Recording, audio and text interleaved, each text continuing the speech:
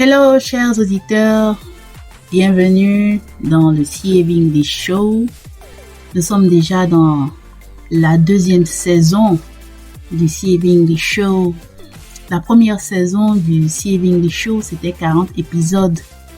Et pour ceux qui ont suivi tous les 40 épisodes, je vous félicite. Et si vous avez suivi les 40 épisodes de la première saison du CAB English Show, donc l'épisode 1 à l'épisode 40, dites-le moi dans les commentaires de cette vidéo.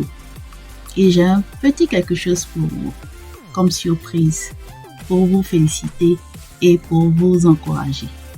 Donc l'aventure CAB English Show après le 40e épisode, il y a eu un petit break parce que travaillant sur plusieurs autres projets du CAB English Network, et nous revenons dans le CAB English Show avec une nouvelle saison. C'est essentiellement, comme vous le savez, comment surmonter les 3 obstacles majeurs qui vous empêchent de parler l'anglais aisément. Donc, on ne finit jamais d'apprendre. Il y a toujours de nouvelles choses à apprendre, à comprendre, qui nous permettront de nous améliorer. Et c'est ça, en fait, le but du CAB English Show. C'est pourquoi je le fais essentiellement en français.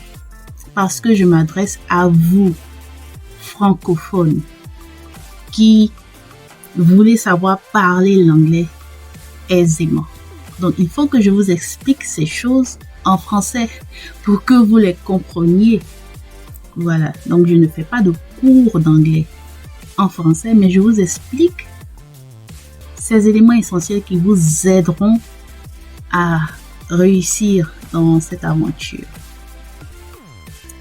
Je le dis et je le répète, je l'ai toujours dit ici, ça m'a pris plus de 20 ans pour parvenir à parler l'anglais aisément. Mais c'est pas que c'est au bout de la 20e année que j'ai commencé à parler l'anglais aisément. Non. J'ai commencé à tâtons. J'ai commencé à balbutier, à tâtonner, à me servir de ce que j'avais déjà comme mots dans la tête, dans ma banque de vocabulaire. J'avais une petite banque de mots et je l'ai étoffé au fur et à mesure. Mais je voudrais quand même éclaircir un aspect qui est peut-être encore flou pour beaucoup de personnes, afin de mieux comprendre pourquoi en fait je fais ce coaching et d'où je viens en fait. Comme la plupart de ceux qui apprennent à parler l'anglais dans les pays francophones, j'ai appris à parler l'anglais à l'école. Donc j'ai appris l'anglais à l'école pour la toute première fois. Et moi, j'ai appris en classe de CM2. Donc, le CM2, plus les 7 années passées au collège et au lycée, 4 ans en premier cycle et 3 ans au second cycle, ça fait 8 ans au total. Donc, j'avais 8 ans de cours académiques en anglais avant le bac, donc jusqu'au bac. Et après cela, l'anglais, je ne l'ai plus appris de façon académique. Bon, je ne vais pas aussi dire que j'ai eu 8 ans d'anglais dans les oreilles, ce n'est pas vrai. Parce que c'est juste les cours passés à l'école, voilà. Et puis quelques petites interactions, ça et là, avec des anglophones en dehors des cours à l'école. Et ça faisait de moi quand même, on va dire, l'une des majors de ma promotion en anglais. Voilà, j'étais quand même plutôt douée à l'école avec les bonnes moyennes, les bonnes notes. Jusqu'à ce que je puisse être bouleversée par une situation qui a totalement transformé ma façon d'apprendre l'anglais. Donc, j'ai le bac en 2022. J'obtiens le bac en 2022, les résultats sortent. comme d'ailleurs au moment où je fais l'enregistrement de cette vidéo. Depuis le lundi 24 juillet 2023, les résultats du baccalauréat sont sortis en Côte d'Ivoire. Voilà, je marchais hier avec mon époux et nous avons vu beaucoup de jeunes nouveaux bacheliers. Comme c'est un peu la mode ici, on verse de la poudre sur eux. Donc, tous ceux qui avaient le visage très blanchi par la poudre, le visage, les cheveux et tout ça, donc, tout le monde les félicitait automatiquement parce que bon, c'est devenu un peu la coutume. Bon, à mon époque, c'était pas comme ça. Mais bon, il faut croire que les choses changent. Il y a de nouvelles façons de faire. Donc, de nos jours, voilà, c'est comme ça qu'on félicite les bacheliers. Et donc, mon bac à moi, il a 21 ans cette année. En 2002, j'obtiens le bac et il y a eu une crise en Côte d'Ivoire. En 2002, l'université a été bouleversée, l'université publique, donc notamment le département en anglais où je voulais vraiment continuer mes études en anglais et aller beaucoup plus loin au niveau académique en anglais. Donc, on a dû rester pratiquement, faire toute une année blanche, rester à la maison. Voilà. Donc, pendant que mes autres amis étaient orientés dans les autres facultés, les autres départements, nous qui voulions aller dans le département d'anglais, qui avions les prédispositions parce qu'ils ont eu les bonnes moyennes et tout ça pour être orientés, dans le département d'anglais, on était obligé de rester un peu à la maison encore, quoi. Et aussi les moyens faisant défaut, les parents ne pouvaient pas financer pour la formation dans les établissements privés. C'était hors de portée. Donc il fallait attendre et rester à la maison. Et pour beaucoup pourraient voir cela comme étant vraiment une fatalité, une malédiction. C'est pas possible. Du temps perdu, du gâchis. Mais moi, ça a été une situation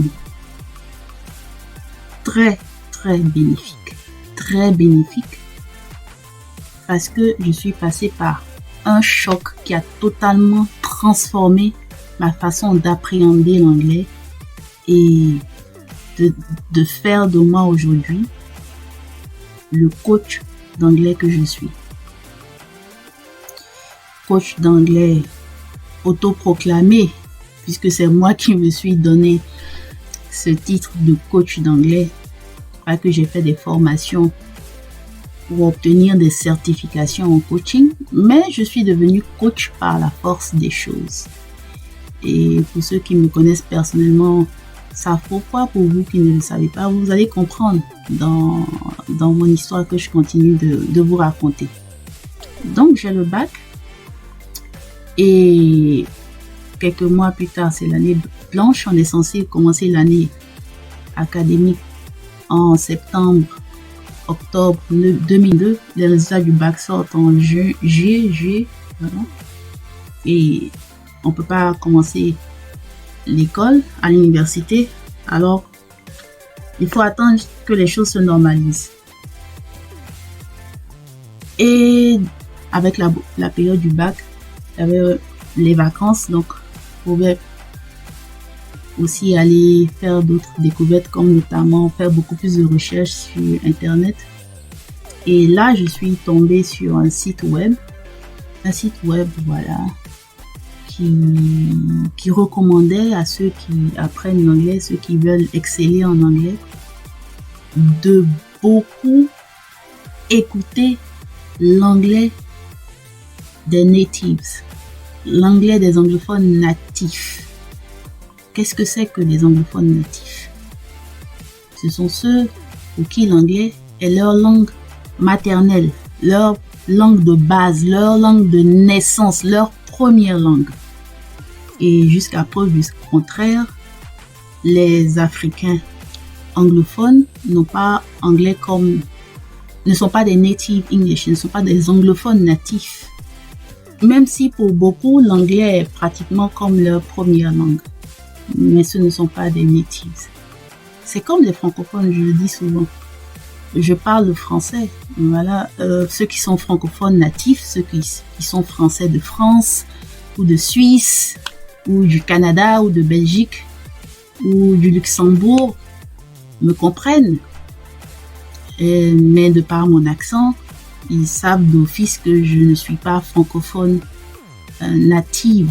L'anglais n'est pas le français n'est pas ma langue de naissance. Voilà, en tant qu'Africaine francophone, j'ai la langue africaine, sinon les langues africaines que j'ai héritées de mes parents et de mes ancêtres africains. Donc, quand je tombe sur ce site et que ce site me recommande, parce que le site, quand je le lis, il s'adresse à moi, de beaucoup écouter les anglophones natifs, qui est-ce que je vais trouver comme anglophone natif dans les parages? Parce que je prends ce conseil à cœur, voilà. Je pense que je me dis à ce que le site me dit de faire, voilà, c'est vraiment très important, intéressant. Et il faut vraiment que je teste la chose pour voir vraiment la véracité. Bon, si je ne peux pas avoir d'amis anglophones natifs dans mon environnement immédiat, où est-ce que je peux quand même écouter des anglophones parler et puis m'habituer des anglophones natifs? Ah, c'est simple, il y a la radio. Ah tiens, heureusement, il y a 2 radios qui émettent en FM à Abidjan. Donc il y a la radio BBC, British Broadcasting Corporation, la radio britannique, et il y a la Voix de l'Amérique qui est venue, je veux dire, comme par coïncidence, qui a commencé à émettre en FM à Abidjan cette même année, 2002. Et pratiquement autour de la même période, même de septembre, je crois, oui. Donc, il y avait déjà BBC avec qui on était tous familiers. Voilà, mais on ne prêtait pas trop attention. J'y prêtais pas vraiment trop attention. Jusqu'à ce que je tombe sur ce conseil-là. Je me contentais de l'anglais parlé par mes professeurs et puis par quelques anglophones qui sont pas natifs que je côtoyais par moment, du Nigeria ou du Ghana. Voilà, pour moi, ça suffisait, quoi. Avec ça, c'est OK. Et vu que j'ai de très bonnes moyennes en classe, donc je vais casser la baraque, arriver à l'université, voilà, propre.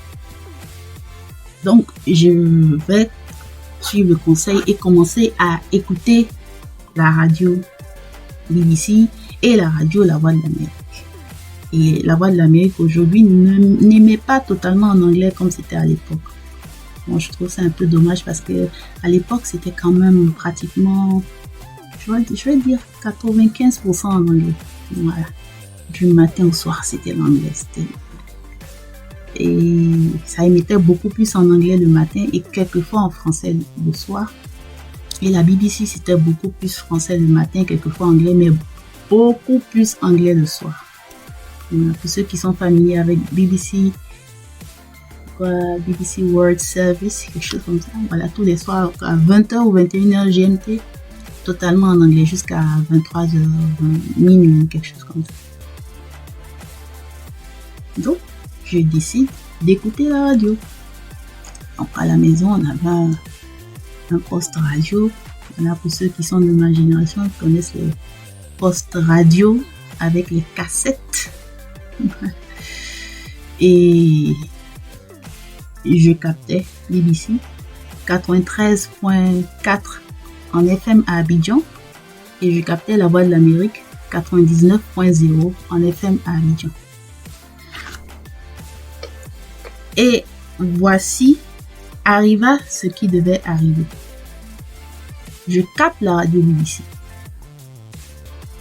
J'écoute en tant que major de ma promotion quand même, en anglais. Donc, en écoutant la radio BBC, ça doit passer. Voilà, comme sur des roulettes, là. Je vous dis, le choc total. Je ne comprends rien. Je ne sais pas ce qui se passe. Je ne comprends pas. En fait, j'entends quelques bribes de son anglais, ça et là, mais après, plus rien. C'est du charabia total. Donc, ça me fait penser un peu à ce que ressentent mes challengers, parce que j'appelle mes élèves en fait mes challengers, parce que je ne suis pas professeur d'anglais. Je suis coach d'anglais, je ne suis pas professeur. Donc, comme je challenge, je préfère plus appeler ceux que je coach les challengers. Donc, quand mes challengers me disent, très souvent, pour vous qui suivez les séances gratuites, les journées postes ouvertes de CA English Stories, où vous suivez quelques-uns s'adresser, prendre la parole et dire, au début, coach, vraiment, quand j'écoute, c'est compliqué. Quand on fait les exercices d'imitation, vous voyez comment c'est difficile et vous vous mettez un peu à leur place. J'imagine que c'est pareil. Vous ne comprenez pas grand-chose. Donc je comprends, je suis passée par là. C'était du charabia. Vous entendez des sons, je ne vais pas dire des bruits, vous entendez des sons de personnes qui parlent, mais c'est difficile, quoi. Bon, comment comprendre quelqu'un qui est major de sa promotion en anglais, pratiquement de la 6e à la terminale, en tout cas j'étais chaque fois parmi les 2 ou 3 premiers en anglais, j'ai le bac, je me mets à écouter BBC et je ne comprends pratiquement rien de ce qui est dit. Ça a été un choc. Je ne le dirai jamais assez. J'y pense comme si c'était hier. Et surtout quand c'est la période c'est la période où les résultats du bac sortent. J'ai toujours ça qui me revient à l'esprit. C'est comme si c'était hier, quoi. C'est encore vivace dans ma mémoire. Je ressens encore la chose. C'était vraiment très, très, très choquant, frustrant. J'étais dans une colère pas possible. Je ne comprenais pas. Et là, j'ai compris pourquoi sur le site en question, on m'avait recommandé d'écouter les anglophones.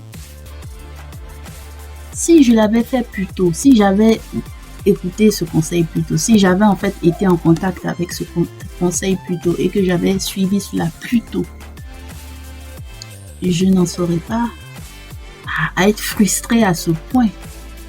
Alors, si BBC c'était comme ça, imaginez alors la voix de l'Amérique.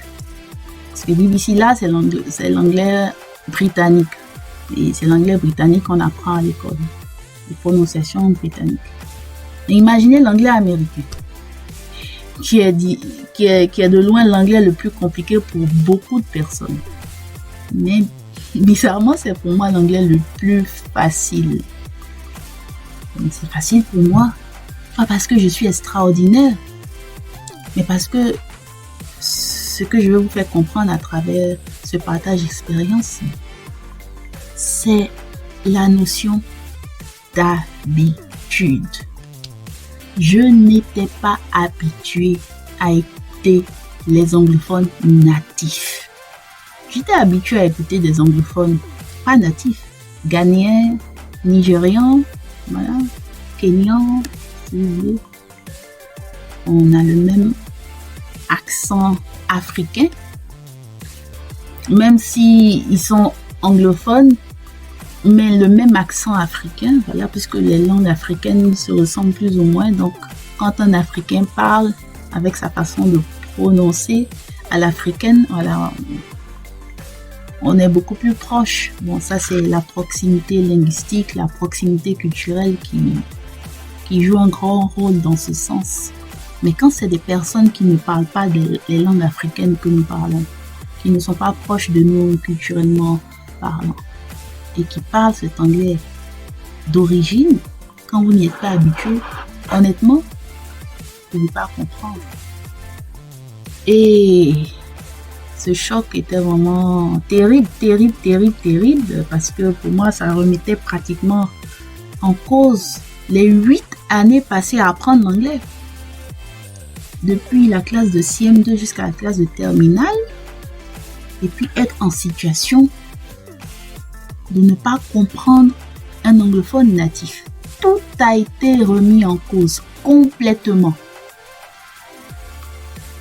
Tout.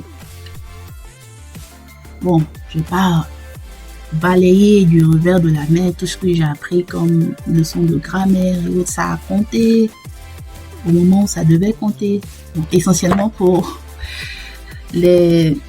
avoir les notes et les moyennes, les interros écrites et les devoirs. Mais et après? Et très souvent, je ne manque pas l'occasion de féliciter, de remercier mes professeurs d'anglais qui se sont donné le mal qu'ils pouvaient pour me transmettre, m'enseigner l'anglais à l'école. Voilà, tous ces professeurs que j'ai eus, ils ont essayé de faire de leur mieux avec les moyens de bord, avec ce qu'ils avaient comme pédagogie et autres.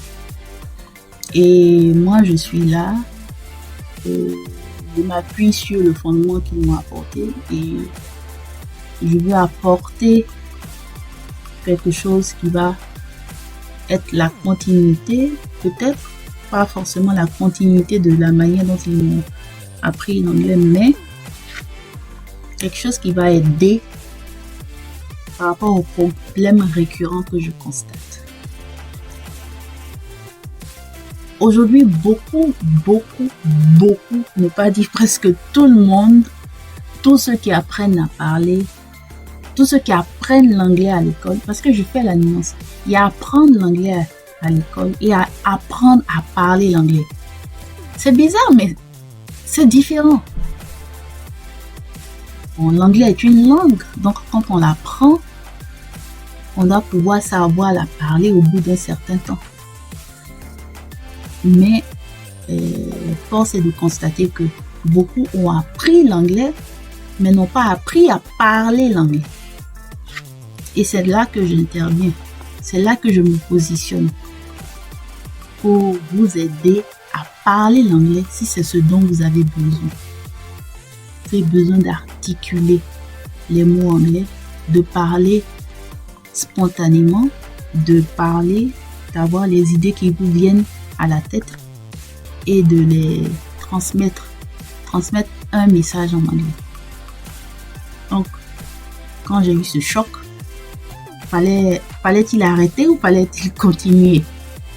Fallait-il arrêter de souffrir, de se torturer à ne pratiquement rien comprendre de ce qu'on entend, ou fallait-il continuer? Surtout que vous vous rendez compte, je n'écoutais que la radio. Je ne suivais pas les émissions de télévision en anglais, ni des films. Voilà, à l'époque, 2002, il n'y avait pas encore YouTube, Facebook, les réseaux sociaux, non, ça n'existait pas. C'était juste Internet, voilà. Il n'y avait pas WhatsApp et autres. Donc, à l'ère avant les réseaux sociaux, comment les gens faisaient pour apprendre l'anglais?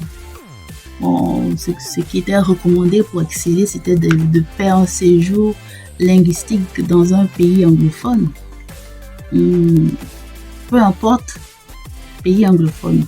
Bon, pays anglophones d'Afrique, comme je vous l'ai dit, ce ne sont pas des anglophones natifs. Donc encore, quand vous allez là-bas, il faut être sûr que vous allez avoir affaire à des personnes qui parlent couramment l'anglais.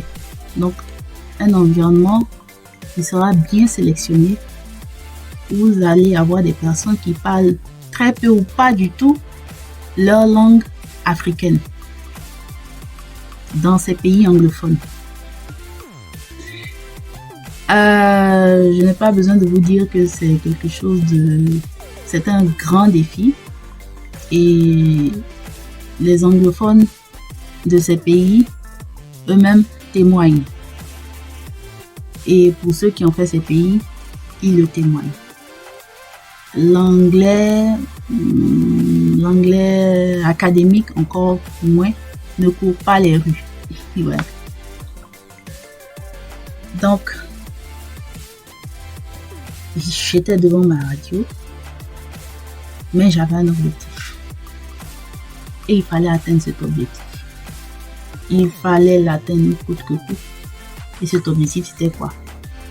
Comprendre ce qu'ils disent et parvenir à parler presque comme eux. Voilà. Et ce n'est pas ça qui allait m'arrêter. Le fait que je ne les comprenais pas à l'instant T, là, à l'instant I ou au moment M, c'est-à-dire que le choc a été très brusque, très fort, mais très passager. J'ai digéré cela pendant quelques jours en continuant à écouter, mais j'ai repris d'intensité juste quelques jours après. Et j'ai continué à écouter pendant des heures et des heures dans la journée. Parce que, je vous le dis, le contexte était quoi? Il n'y a pas cours. Il n'y a pas grand monde à la maison. La journée, voilà, comme on dit, chacun se cherche, va à ses occupations. Et des problèmes d'années blanches. Et étant issu de familles très modestes, n'ayant pas les moyens de pouvoir payer des formations ou aller dans des écoles avec une scolarité un peu plus élevée, donc une scolarité sûre mais aux frais un peu plus élevés, n'ayant pas toute cette possibilité, que faire? Il fallait prendre mon mal en patience et écouter, prendre ce que j'avais à apporter, me contenter de ça et en tirer le meilleur. En tirer le meilleur. Vous voyez, très souvent, les personnes qui réussissent dans n'importe quel domaine, qui excellent, les personnes qu'on félicite, qu'on plébiscite pour leur accomplissement exceptionnel, sont des personnes qui viennent de situations défavorables, exceptionnelles. Et ces situations handicapantes même auraient pu les empêcher de poursuivre leurs rêves. Mais bizarrement, ces situations handicapantes, ces situations dont on ne pourrait imaginer une issue favorable quelconque, ont constitué le carburant de leur succès. Aujourd'hui, beaucoup comparent le succès, la réussite, au compte en banque bien fourni que certaines personnes peuvent avoir. Oui, ça compte aussi, mais il y a plusieurs formes de réussite. Et chaque réussite dans un élément, dans un domaine donné, constitue une richesse. Et si vous basez uniquement votre réussite, vos prouesses sur le volet financier et que vous ne voyez pas en quoi est-ce que vous pouvez avoir du succès et réussir, c'est un peu difficile, vous êtes un peu limité. Aujourd'hui, si beaucoup me félicitent, des anglophones comme des francophones, pour le succès, pour le résultat, la réussite que j'ai atteinte en matière d'usage de la langue anglaise, ça vient de ce désir ardent de réussir malgré la situation. Bon, aujourd'hui, on parle de développement personnel. Les coachs en développement personnel donnent beaucoup de conseils, beaucoup d'astuces. Mais pour moi, le développement personnel, c'est simple. En fait, il s'agit de se développer personnellement, de développer une personnalité, de se développer pour quoi en fait. Voilà. Se développer pour peut-être atteindre des objectifs ou impacter. Donc, on passe d'un état inférieur à un état supérieur, on se développe, on grandit. Le développement personnel n'est rien d'autre que la croissance. La croissance, pas forcément matérielle, mais la croissance mentale, la croissance surtout spirituelle. Parce que la personnalité d'un individu est à la fois physique et spirituelle. Donc, dans cette quête de vouloir apprendre à parler comme eux. Mais la question est, pourquoi je voulais apprendre à parler l'anglais comme eux? Qu'est-ce qui me motivait? Qu'est-ce qui me poussait? Pourquoi c'était une obsession? Pourquoi je le voulais absolument? Je voulais apprendre et être dans une position où, grâce à l'anglais, je pourrais avoir accès à des choses auxquelles je ne pouvais pas avoir accès parce que je comprenais uniquement le français. Entre autres, souvent les professeurs d'anglais nous disaient que quand vous savez parler l'anglais, vous avez le monde entier entre les mains. Parce que l'anglais est la langue la plus parlée, c'est la langue la plus populaire, la langue internationale pour les affaires et autres. Mais c'est quand même curieux. L'anglais est si important pour atteindre de grands objectifs. Mais pourquoi, dans le même temps, très peu d'élèves et d'étudiants excellent en anglais. Et après, ils se retrouvent dans la situation de ce que je coach actuellement. À vouloir un temps soit peu essayer de colmater les brèches et rattraper le temps perdu, essayer d'être opérationnel. Je vais pas dire en un laps de temps parce que je suis claire, je dis aux gens c'est pas en un laps de temps. Voilà, ça va vous prendre du temps, il n'y a pas de raccourci. Mais il y a une façon, entre guillemets, d'accélérer le processus. Et c'est ce que j'enseigne et j'en parlerai un peu plus tard. Moi, je voulais être dans une position, je savais instinctivement que je devais être dans une position où comprendre l'anglais allait m'ouvrir beaucoup de portes. Donc, il fallait vraiment atteindre cet objectif. Et j'avais cette passion.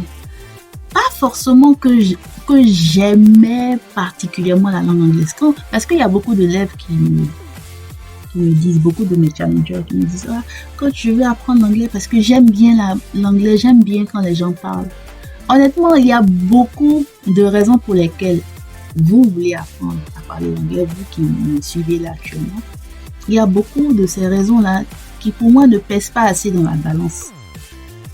Alors je me dis à la limite, ça va devenir juste comme un passe-temps et puis vous n'allez pas parler l'anglais effectivement et ne vous donnez pas de faux espoirs.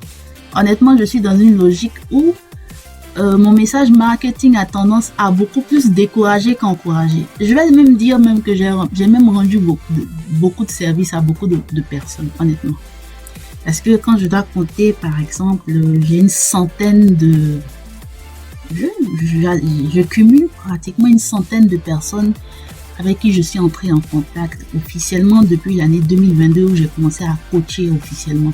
Où j'ai lancé les solutions CF English début 2022 avec les CF English Challenge.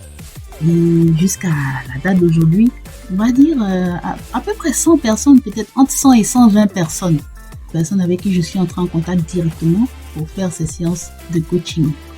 Et dans le message, souvent dans la conclusion, voyant les motivations, ça et là, je fais comprendre que ce n'est pas pertinent pour vous. Il faut peut-être passer à autre chose. C'est la raison pour laquelle après l'épisode 40 du CF English Show, j'ai lancé le CF English Skills. Au lieu de vous, entre guillemets, fatiguer à apprendre l'anglais en vain, à apprendre à parler l'anglais en vain, parce que honnêtement, pour beaucoup, c'est peine perdue en fait. Il faut peut-être faire autre chose. Consacrer votre temps, votre environnement et votre concentration à faire autre chose qu'apprendre à parler l'anglais. Parce qu'il y a beaucoup de facteurs que quand ils ne sont pas réunis, justement les facteurs de temps, d'environnement et de concentration, pour l'anglais, ça va devenir un casse-tête et vous allez finir par vous culpabiliser. Voilà. Donc, on va dire que je suis vraiment en train de vous rendre service. Si vous pensiez que vous voulez apprendre l'anglais pour avoir une augmentation salariale, vous voulez apprendre l'anglais pour avoir des promotions, vous voulez apprendre l'anglais parce que vous aimez la langue, peut-être que cette motivation n'est pas assez pertinente. Ça ne pèse pas assez dans la balance. Et il faut encore réfléchir à ça et puis voir si c'est vraiment fait pour vous et y aller. C'est pas que je suis meilleure que vous.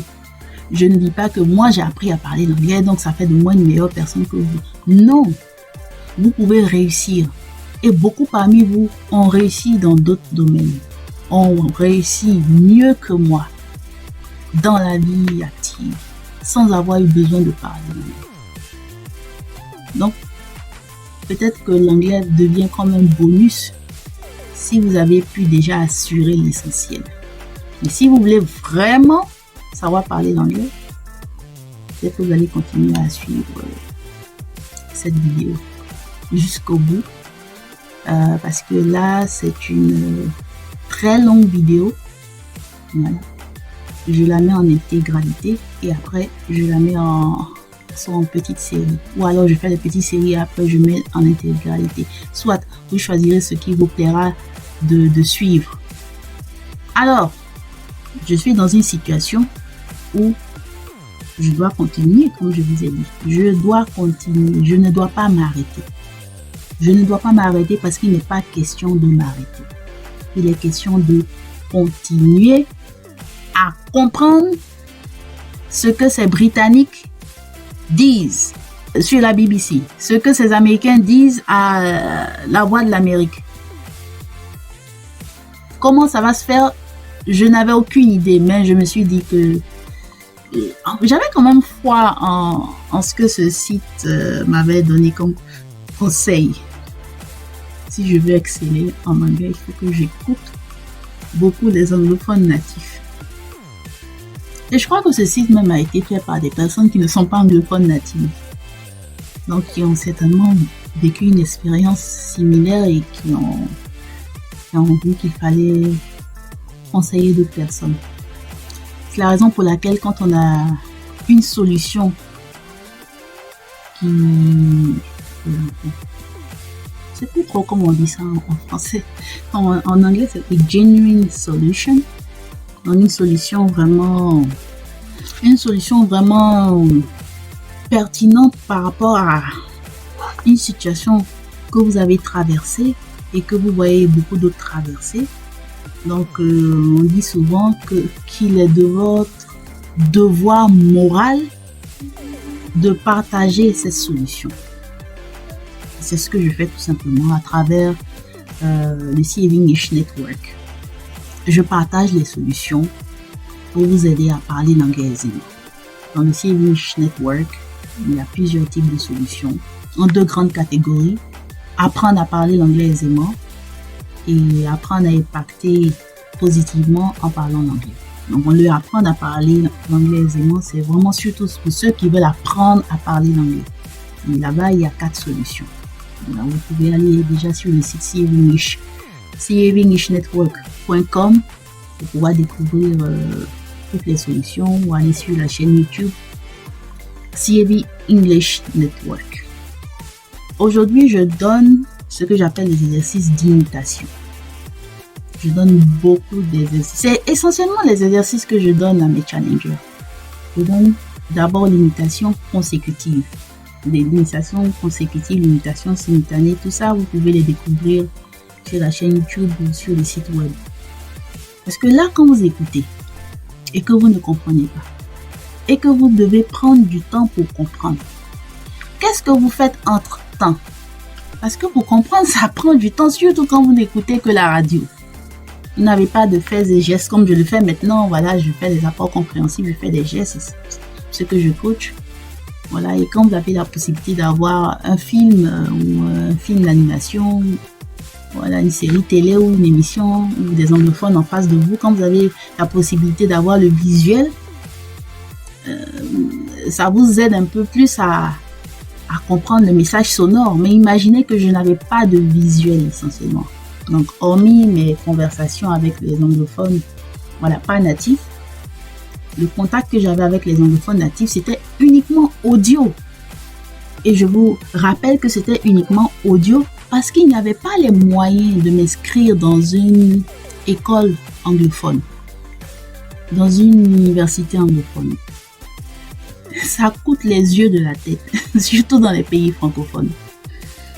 Voilà. Et ce n'est pas pour décourager les parents qui veulent inscrire leurs enfants dans les écoles anglophones, hein, vous pouvez le faire, hein, si c'est votre choix, vous pouvez le faire. Souvent, certaines personnes me demandent, mais coach, est-ce que c'est pas bien, puisque ça prend beaucoup de temps et tout ça, d'inscrire déjà les enfants dès le bas âge dans les écoles anglophones? Ma réponse est toujours non. Si vous êtes francophone, que vous vivez dans un pays francophone, inscrivez vos enfants dans un programme francophone, dans une école francophone. Même une école publique, déjà, même ça passe. Oui, bon, est-ce que c'est parce que moi, je n'ai pas eu les moyens? Non, mais même pour ceux qui ont les moyens, c'est ce que je leur recommande. Même s'ils ont les moyens de payer, de faire inscrire leurs enfants dans les écoles anglophones, je leur dis non. Et vous allez comprendre pourquoi je dis non dans mon récit. Quand vous n'avez pas les réponses, vous pouvez poser des questions en commentaire et puis je vais vous apporter des réponses soit en commentaire, soit à travers une autre vidéo. Voilà, nous allons poursuivre ainsi la conversation. Donc moi j'étais condamnée, entre guillemets, à n'écouter que la radio BBC et la radio La Voix de l'Amérique parce que je ne pouvais pas faire autrement. Donc il fallait faire de cette expérience une expérience hyper productive. Il fallait que j'en tire le meilleur. Et honnêtement, c'est peut-être dû à une philosophie personnelle que j'ai toujours développée depuis toute petite. C'est que si je ne peux pas m'offrir quelque chose, je me fabrique cette chose moi-même. Je me crée cette chose moi-même. Je ne peux pas être dans telle ou telle réalité, dans telle ou telle circonstance. Je me crée cette propre circonstance. Vous n'allez pas forcément faire les mêmes choses que moi. Je ne vous demande pas de faire les mêmes choses que moi. Mais je vous dis que si vous voulez atteindre des objectifs en particulier, honnêtement, voici la méthodologie pour les atteindre. Donc, si vous pensez qu'avec les ressources que vous avez à disposition, vous ne pouvez pas les atteindre, il faut peut-être penser à atteindre d'autres objectifs. Sinon, vous allez perdre votre temps. Donc, moi, je n'avais pas les ressources. Mais j'avais de la ressource. C'est pourquoi en anglais, on dit it's not about having resources, it's about being resourceful. Il y a une différence entre avoir les ressources et avoir de la ressource.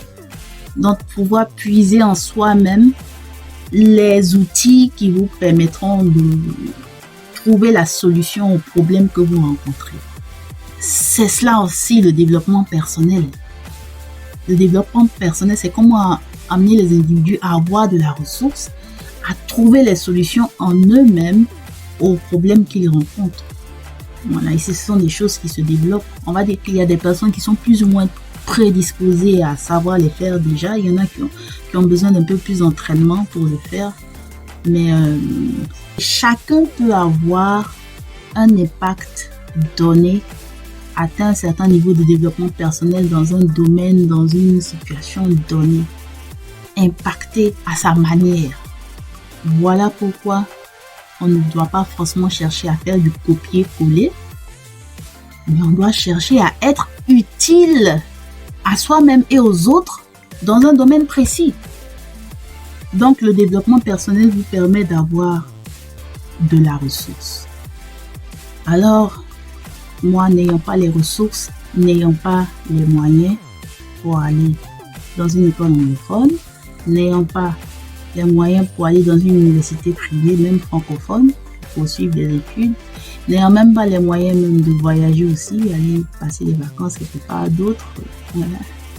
Je devais rester à la maison et que faire? Il n'y avait même pas internet à la maison.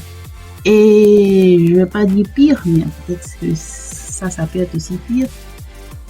Il n'y avait même pas la télé à la maison en fait. Il n'y avait que la radio. Et moi, devant le poste radio, je devais écouter. En 2023, dans cette année 2023 où je fais cet enregistrement, en début d'année, il y a une de mes amies, une de mes très chères amies, c'est pratiquement une sœur, ma sœur anglophone, d'origine nigériane, qui me surnomme Master Listener. On va traduire littéralement pour dire maître dans l'écoute ou maître d'écoute. Maîtresse dans l'écoute, maîtresse d'écoute. Parce que pour moi, chaque fois quand on parle, et au passage, j'ai vu que je la coach en français, pour parler le français un peu plus correctement, parce qu'elle parle déjà aisément. On en viendra aussi sur la différence entre parler aisément et parler correctement. C'est deux choses très différentes. Et beaucoup de personnes ne font pas les deux. On ne fait jamais les deux automatiquement et systématiquement dès le départ. On verra cela aussi. Et parce qu'elle connaît mon histoire, voilà, c'est de là que ça vient. J'ai 21 ans d'écoute de l'anglais. Écoute intense. Et c'est pas moins de 3 à 4 heures d'anglais par jour pendant toutes ces années. Donc, j'ai largement passé la barre des 10 000 heures d'apport compréhensible à l'écoute pour parler aisément. Donc, je suis quand même mieux placée pour donner des conseils et des orientations à la matière. Et c'est la raison pour laquelle, si je connais la solution aussi, je sais comment s'y prendre. Pourquoi me taire? Voilà. Ce serait méchant de ma part. C'est la raison pour laquelle je prends mon temps pour vous parler. Donc, imaginez que vous écoutez uniquement. Vous n'avez pas les images. Qu'est-ce qui va se produire? Il y aura un résultat. Et le résultat qui s'est produit est ce que vous constatez aujourd'hui. C'est après, dans les années, mon compte Facebook, c'est en 2010 que j'ai créé mon compte Facebook. Et puis, YouTube, j'ai commencé à suivre des vidéos YouTube, on va dire, à partir de 2011, 2012. J'ai commencé à être très active sur YouTube à partir de 2012 jusqu'à présent, à suivre beaucoup de vidéos YouTube. Parce que quand j'écoutais la radio à l'époque, avec les moyens du bord, c'était des émissions qui passaient à des heures fixes et je voulais les réécouter. Et je vous ai parlé d'imitation. Pourquoi je donne beaucoup les exercices d'imitation? Parce que quand vous écoutez et que vous ne comprenez pas, comment faire pour rendre cette écoute productive? L'imitation. C'est après que j'ai découvert Stephen Krashen, Stephen Kaufman, voilà, ces grands linguistes, voilà, qui parlent des apports compréhensibles, qui parlent de cette approche naturelle, pas d'acquisition de la langue, voilà, contrairement à la méthode traditionnelle qui a été faite jusqu'ici. C'est pratiquement en 2022 que j'ai découvert ces personnalités et qui avaient déjà découvert et expérimenté ce que j'avais compris intuitivement qu'il fallait faire pour réussir. Donc, j'enregistrais les émissions quand elles passaient sur cassette et je les réécoutais et j'imitais le contenu sans savoir forcément ce que ça voulait dire. Mais je savais que c'était de l'anglais, du bon anglais, parce que quand c'est de l'anglais à la BBC ou à la Voix de l'Amérique, là, c'est quand même de l'anglais académique, bien feutré, comme on dit. Donc, c'est ce que j'écoutais et j'imitais.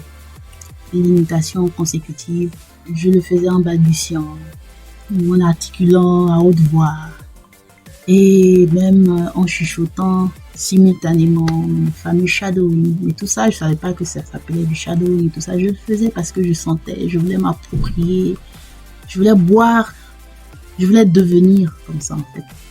C'est vraiment une identité d'anglophone que je voulais atteindre. Et quand je l'ai fait, au départ, c'était très laborieux, très difficile. Je l'ai fait même parfois à la radio, la cassette. Et je m'endormais. Ça, vous savez, les cassettes à l'époque, avec les bandes, là. Donc, quand ça joue, quand la bande est terminée, il faut arrêter pour retourner. Donc, souvent, quand ça continuait, le poste restait à jouer, allumé et la bande était à l'intérieur. Souvent, ça s'embobinait à l'intérieur dans la radio. Et il fallait retirer les bandes. Et parfois, ça se coupait. Hein. Et quand ça se coupait, là, j'avais mon astuce où je prenais un vernis à ongles. Et la seule fois d'ailleurs, je ne peux pas dire l'une des rares fois où j'utilisais le vernis à ongles, c'était pas pour mes ongles. C'était pour coller les bandes des cassettes que j'utilisais. Donc, je mettais sur une partie, voilà, un bout, sur la face d'un bout, et l'autre bout, je plaçais la bande là-dessus. Et je laissais quelques minutes pour que ça colle, parce que je savais que le vernis à ongles jouait le rôle de colle. Donc pour moi, c'était une colle assez pratique quand même. Voilà, donc c'était comme ça, la bande. Je colle. Voilà, et puis je rembobinais. Voilà. Bon, bien évidemment, le son de la cassette est sur les bandes. Donc, quand la bande était comme ça et que la bande est cassée et que vous voulez coller, vous ne pouvez pas coller comme ça, c'est très fin, c'est impossible. Vous ne pouvez que coller comme ça, de superposer. Mais en superposant, là, il y a du son qui passe. Donc, ça va bouffer quelques secondes de son. Les bandes à l'époque, c'est la méthode dite analogue, je crois. Voilà. On est dans le numérique et tout ça, mais ça, c'était la vieille école. Hein. Et quand je pense qu'avant, il y avait encore une école plus vieille que celle-là, avec les disques, les vinyles et autres. Donc, vous voyez, la bande, et je rejouais. Donc, quand je rejouais, évidemment, il y avait des sons qui disparaissaient. Par moments, ça crachait, en fait, parce que, en fait, le vernis à ongles n'est pas fait pour la bande. Donc, quand ça n'avait pas bien séché, voilà, il y a des gouttes. Ou le fait même de rejouer la cassette plusieurs fois, le son finissait par cracher. Les bandes se rayaient. Quand je n'avais pas les moyens de m'acheter des cassettes neuves, les cassettes neuves étaient en fait un peu plus chères. Et j'achetais en fait de vieilles cassettes, pas des nouvelles cassettes de nouveaux artistes, de vieilles cassettes, voilà, qui étaient beaucoup moins chères. Et puis, j'enregistrais mes audios sur les vieilles cassettes. Donc, ça effaçait les anciens sons qui étaient sur ces cassettes. Et comme c'était des vieilles cassettes, évidemment, en jouant simplement, les bandes se cassaient et je recollais. Voilà, donc je faisais comme ça beaucoup de bricoles. Et tout ça avec le but de pouvoir vraiment extraire le message audio, extraire ces sons et puis abreuver mon cerveau avec. Voilà, c'était quand même assez intéressant. Donc j'avais fini par me faire une bonne petite collection de cassettes. Une quarantaine de cassettes, je crois. De cassettes neuves comme de vieilles cassettes. Toutes remplies de l'anglais. Et sur BBC, j'enregistrais beaucoup les histoires. Tous les dimanches à l'époque, il y avait ce qu'on appelle le BBC Radio Play. C'était des histoires qui duraient 1 heure de temps. Donc vous voyez les cassettes. Il y avait les formats 60 minutes, voilà, et les formats 90 minutes.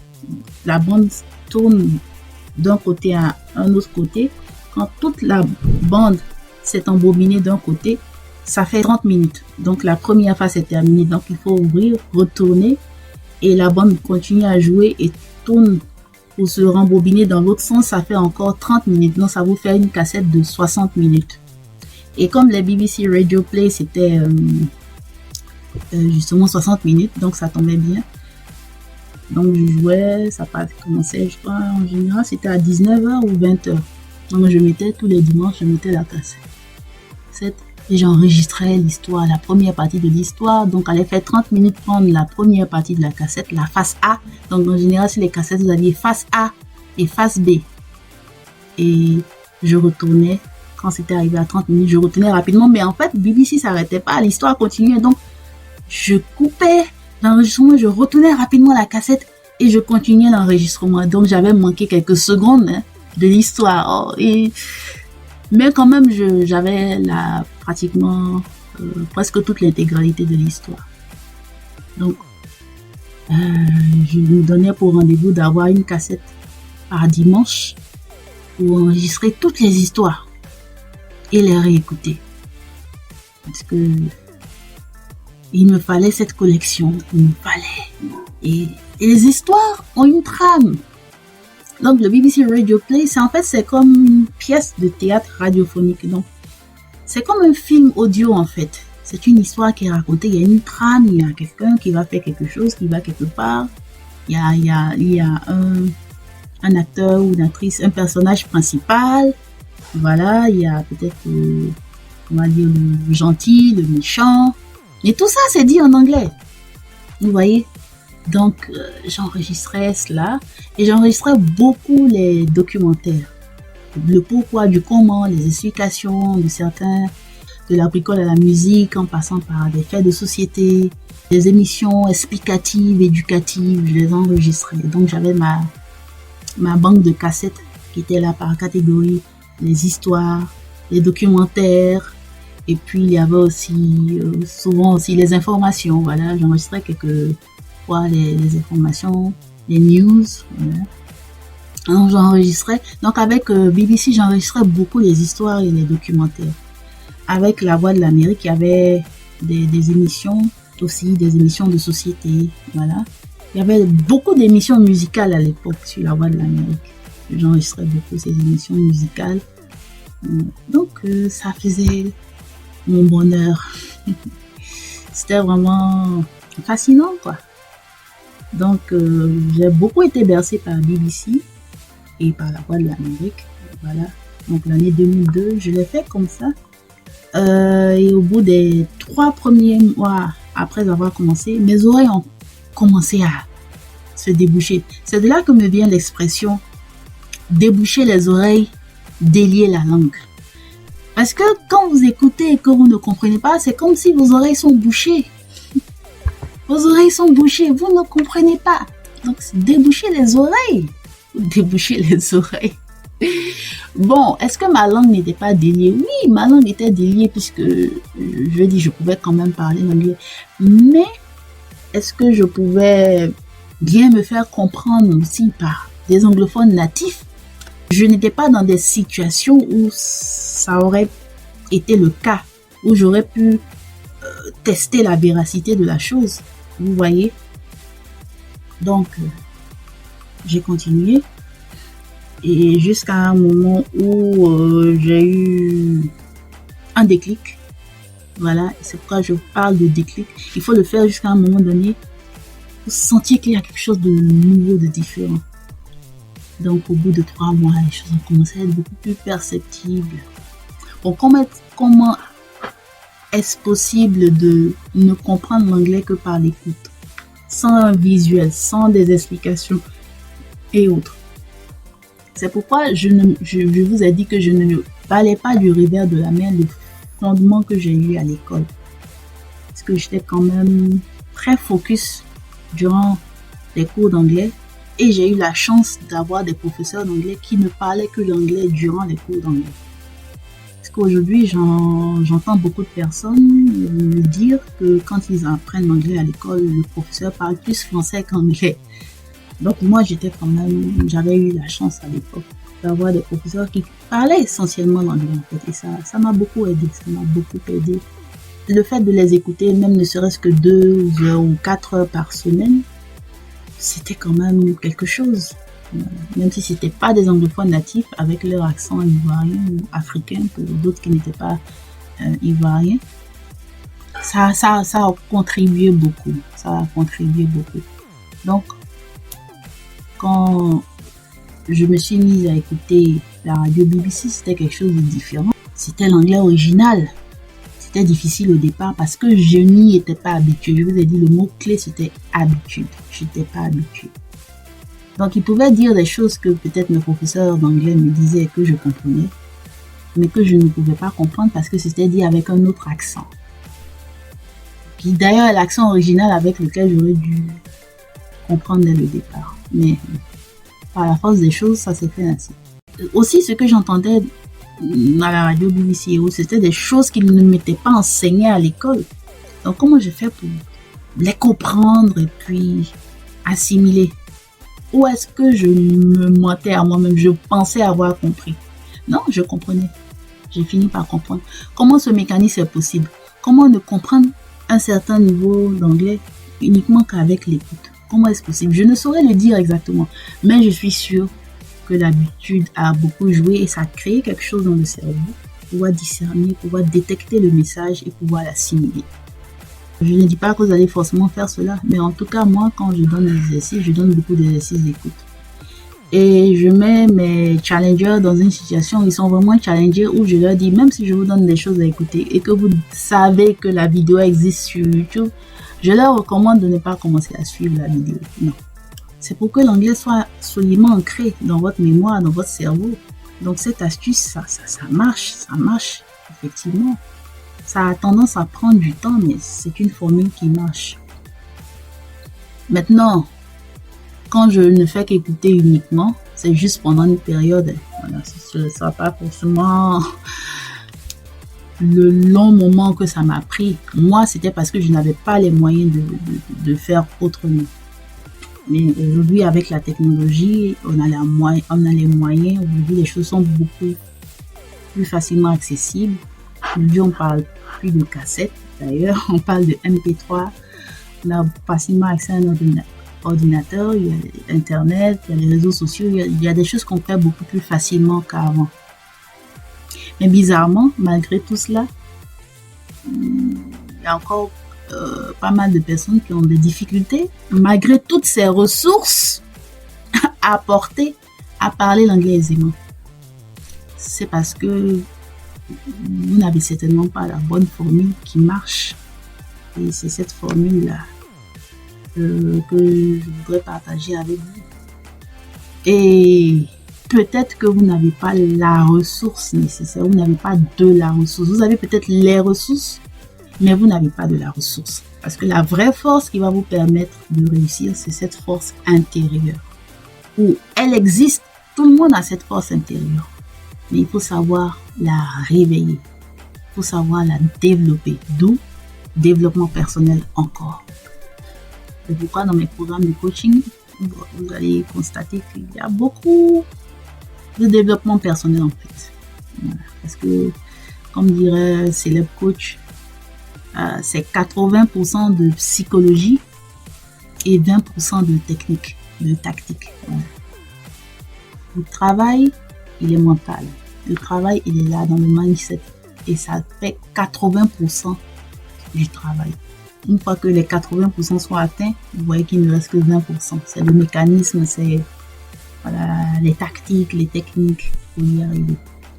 Et donc, c'est ce 80% en fait qui manque à beaucoup parmi vous. Et c'est ce qui fait que vous n'y arrivez pas, malgré toutes les ressources que vous avez à votre disposition. Ces 80%, c'est cela, avoir de la ressource. Ayez de la ressource. Essayez de trouver la solution, de compter sur vous-même en votre fort intérieur, de croire que vous pouvez y arriver.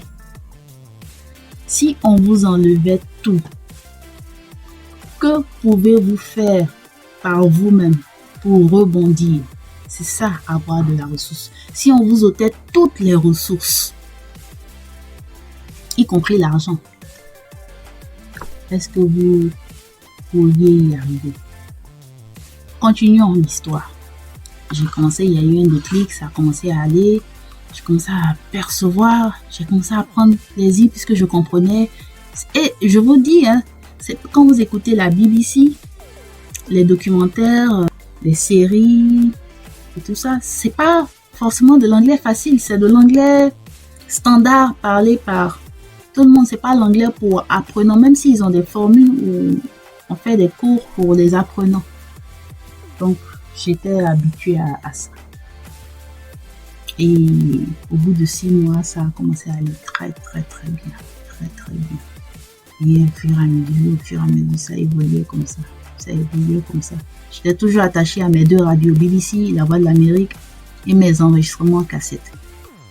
Et mes exercices d'imitation. Donc j'écoutais des heures et je faisais 2 types d'écoute. En plus des imitations, quand je faisais l'écoute avec les imitations, c'est ce que j'appelle l'écoute active. J'écoute et je suis active en ce sens que j'imite. Je bouge la bouche. Je le fais soit de façon simultanée, soit de façon consécutive. Pour imiter ce que j'entends, reproduire le son. Et je faisais le 2e type d'écoute que j'appelle l'écoute passive. Donc, contrairement à l'écoute active, l'écoute passive, c'est que j'écoutais l'anglais, mais en faisant une autre activité, en étant active dans une autre activité. Donc, j'écoutais l'anglais passivement.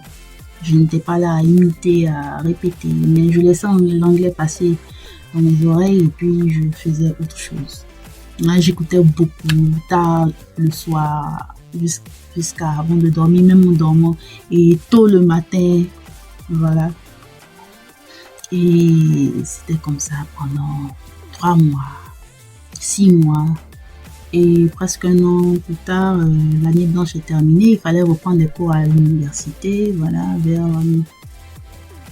mi-2003, 2002, donc presque une année blanche à la maison.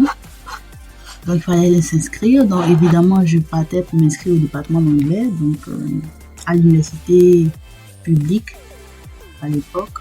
Voilà.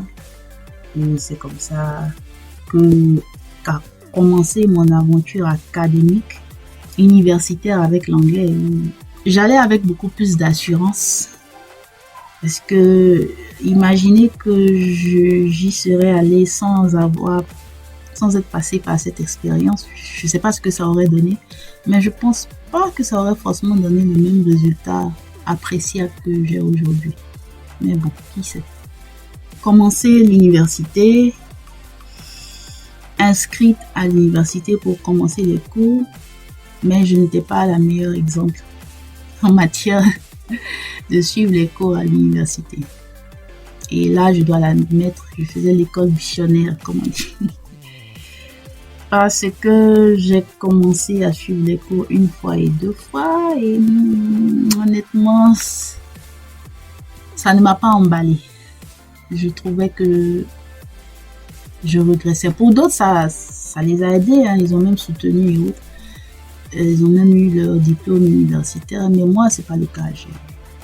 J'ai fait comme ça 4 ans à l'université, mais j'étais occupée en fait dans une association universitaire où c'était une association internationale et j'utilisais l'anglais. J'utilisais l'anglais en fait pour les activités de l'association, que ce soit à l'oral ou à l'écrit. Donc j'étais chaque fois en train d'écouter, parler anglais, lire, écrire en anglais pour accomplir des tâches en fait. J'utilisais l'anglais pour atteindre des objectifs, pour réaliser des choses, accomplir des tâches, négocier, échanger, expliquer, faire des rapports ou autre. Et j'animais même des séances d'initiation en anglais pour d'autres étudiants dans cette association pendant qu'il y avait les cours d'anglais à l'amphi avec les professeurs certifiés à l'université. C'est drôle, mais c'était comme ça. Et j'ai passé 4 années dans cette association, plus que dans l'université. Donc, je n'ai pas validé mes unités de valeur, comme on les appelait à l'époque. Je n'ai pas eu le DUG, diplôme d'études universelles généralisées. Voilà, ni le DUG 1, ni le DUG 2. Voilà. Et honnêtement, entre 2003 et 2006, voilà, pratiquement 3 à 4 ans, à utiliser l'anglais dans cette association internationale d'étudiants. Jusqu'à ce que je quitte cet environnement de l'université à Abidjan pour aller suivre une autre formation en journalisme dans une autre ville. Formation qui a duré 2 ans. Donc, c'est pas un diplôme universitaire aussi, c'est juste une certification. Donc, en tout et pour tout, j'ai passé 6 années en milieu universitaire, mais je n'ai pas les diplômes universitaires. Donc, du coup, déjà, là, maintenant, je ne suis pas, du point de vue de beaucoup de personnes, je ne suis même pas qualifiée pour enseigner. Et évidemment, je ne suis pas qualifiée pour vous enseigner l'anglais. Parce que je ne suis pas professeur d'anglais. Je ne suis pas professeur d'anglais. Mais je suis coach d'anglais. Et comment je suis devenue coach d'anglais? Pour faire le grand pont entre, on va dire, 2006, là où je quitte l'environnement de l'université, les études universitaires entre 2006 et 2007. Je quitte l'environnement universitaire sans les diplômes universitaires. Et 2023, là où je vous parle, comment je suis devenue coach d'anglais? Comme je vous l'ai dit, j'ai utilisé l'anglais durant tout ce temps en traduisant. Français-anglais, anglais-français, très souvent anglais-français, en étant interprète. Anglais-français, très souvent, quelquefois français-anglais, en faisant de la transcription, en transcrivant les paroles en anglais, en transcrivant le texte, et en faisant de la traduction de paroles en anglais en texte, en expliquant des choses à la fois aux anglophones et aux francophones. Avec l'anglais que j'avais, je l'utilisais pour atteindre des objectifs. Je l'utilisais pour accomplir mon rêve. Voilà pourquoi aujourd'hui je parle de rêve. Ce n'est pas quelque chose qui est né d'hier. Ce n'est pas quelque chose qui est né en 2023. Peut-être la formule, je l'officialise, je la clarifie pour la première fois durant l'année 2023. Donc 2022, ça fait 20 ans. 2023, 21 ans. Depuis cette expérience choquante en 2002, j'ai commencé à rêver. Et aujourd'hui, je vis mon rêve. Mon rêve est devenu réalité. Et c'est ce rêve que je veux vous partager. Et vous pouvez aussi avoir le même rêve. Et rêve n'est rien d'autre qu'un acronyme dont le R signifie raconter des histoires. Le E signifie enseigner des compétences. Le V signifie vendre des solutions. Et le E signifie élargir sa zone de confort en anglais.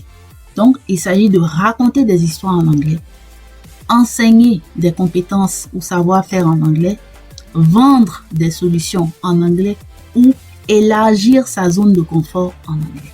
Tout mon parcours, comme je vous l'ai dit, n'a pas été de chercher à être professeur d'anglais pour enseigner la grammaire, les règles de grammaire, de prononciation, enseigner le volet académique de la langue. Je ne suis même pas habilitée à le faire. Il y a d'autres personnes habilitées à le faire. Mais durant tout mon parcours, j'ai utilisé la langue à travers l'acronyme REVE. Et c'est cet acronyme REVE que j'enseigne. Et comment j'enseigne l'acronyme REVE? C'est à travers ce que j'appelle la formule Z. Donc la formule Z, comme la lettre Z, écouter pour parler avant de lire et écrire. Donc dans chaque lettre de l'acronyme, c'est la formule Z. Écouter pour parler avant de lire et écrire. Quand on raconte une histoire ou des histoires en anglais. Ensuite, écouter pour parler avant de lire et écrire. Quand on enseigne des compétences en anglais. Ensuite, écouter pour parler avant de lire et écrire. Quand on vend des solutions en anglais. Et écouter pour parler avant de lire et écrire. Quand on élargit sa zone de confort en anglais. Donc ça fait, disons, 4 Z. Quand j'ai commencé à être à l'aise en écoutant des anglophones natifs, quand j'ai intégré cette association à l'université, 1 an après, j'ai été nommée responsable de la gestion des stagiaires, des étudiants stagiaires qui vont pour les stages à l'étranger. Donc, au passage, l'association AIESEC, pour ceux qui la connaissent, voilà. Salut à tous les membres de l'AIESEC et à tous les alumni de l'AIESEC, les anciens. Donc, je fais partie des alumni. Donc, il fallait échanger avec des étudiants dans plus de 70 pays, je crois, donc beaucoup de pays anglophones, pour envoyer nos ambassadeurs faire des stages dans des entreprises. Donc, durant mes mandats, parce que j'en ai fait 2, bon, ce qui est quand même rare pour ce poste, j'ai des personnes que j'ai pu faire partir dans des pays anglophones, aux États-Unis par exemple, en Inde, aux Pays-Bas, voilà, j'en oublie, mais ce sont ces pays que j'ai encore fraîchement en mémoire. Donc, c'est en utilisant l'anglais en fait. Donc, beaucoup de personnes stagnent dans leur apprentissage, en voulant apprendre à parler l'anglais aisément parce qu'elles n'arrivent pas à faire quelque chose de pertinent avec la langue. La langue est un outil de communication. Et le fameux rêve dont je vous parle, mon rêve, ce n'est rien d'autre que la manière pour moi de décliner les 3 principaux axes de communication. Nous communiquons pour raconter des histoires. Nous communiquons pour enseigner des compétences ou des savoir-faire. Nous communiquons pour vendre des solutions. Et ça, c'est une communication pertinente parce que ça permet d'atteindre des objectifs. Donc, on ne parle pas juste pour le but de parler, on ne parle pas juste parce qu'on aime la langue, mais on parle pour pouvoir atteindre des objectifs et il faut que ces objectifs aient du poids, aient de l'importance, aient de la valeur, pour que vous ayez de la consistance dans votre façon de parler et que vous parliez la langue aisément et correctement. Est-ce qu'on peut arriver à parler parfaitement? Je vais vous dire la vérité sur le fait de savoir parler l'anglais parfaitement, si même le mot parfait est de mise. Parce que beaucoup de ceux que je coach, quand ils parlent, ils disent « Coach, j'ai honte de parler parce que je fais beaucoup de fautes. Mon anglais, les gens vont se moquer de moi. Non, je veux parler un anglais parfait. » Et chaque fois, ça me fait sourire. Parce que moi-même, même après 20 ans de pratique intense de l'anglais, je continue de parler en faisant beaucoup de fautes de prononciation et de grammaire. Mais je continue quand même à parler l'anglais. Pourquoi? Parce que j'ai des choses à dire en anglais. Et c'est ce qui compte le plus avant tout. Avoir des choses à dire, c'est pourquoi j'ai parlé de rêve. Parce que honnêtement, si vous n'avez pas des histoires intéressantes, pertinentes, captivantes à raconter, si vous n'avez pas des compétences ou des savoir-faire à enseigner, si vous n'avez pas des solutions à vendre, pourquoi vous utilisez la langue que vous utilisez? Honnêtement. Dans votre vie de tous les jours, vous faites au moins l'une de ces 3 choses en matière de communication. Même si vous ne vendez pas des choses, vous pensez que vous ne vendez pas.